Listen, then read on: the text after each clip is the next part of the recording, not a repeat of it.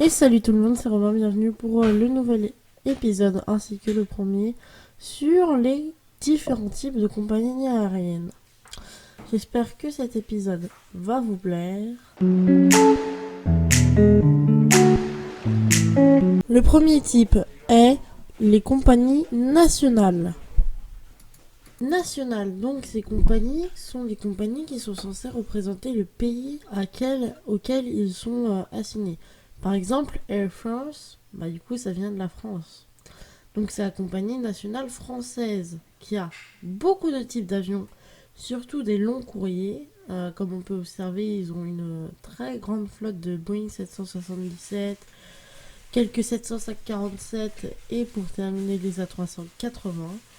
Et ces compagnies possèdent généralement 3 ou 4 classes. Alors Air France, les 3 ou 4 classes sont l'économie, la premium économie, donc un peu mieux, la business et la première classe. Donc voilà. Ça, c'est les compagnies nationales, donc qui surclassent un peu. Et ils ont des salons. Donc dans les aéroports, par exemple, Roissy-Charles de Gaulle, si vous voyagez en première ou en business, vous aurez un salon. Donc vous pourrez vous y reposer, manger des petits fours, boire du champagne. Voilà, le grand luxe. Ensuite, la deuxième type de compagnie aérienne est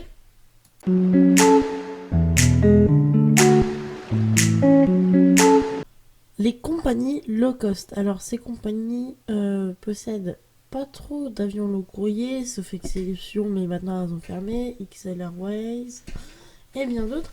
Mais nous allons nous intéresser aujourd'hui à la compagnie EasyJet, donc qui propose des vols dans toute l'Europe. Donc cette compagnie propose des vols à très bas prix, avec une flotte d'A319 à 320. Et ils font 7-8 jours, enfin 7-8 vols par jour, ce qui est énorme dans une compagnie aérienne. Ces compagnies ont une clientèle plutôt fidèle, qui aime bien, et ils proposent des offres à 30 euros le billet. 30 euros le billet pour n'importe quelle destination en Europe, c'est quand même énorme. Comparément aux compagnies nationales, ça revient moins cher.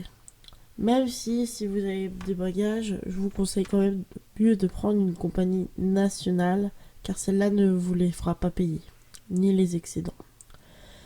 Le troisième type de compagnie aérienne est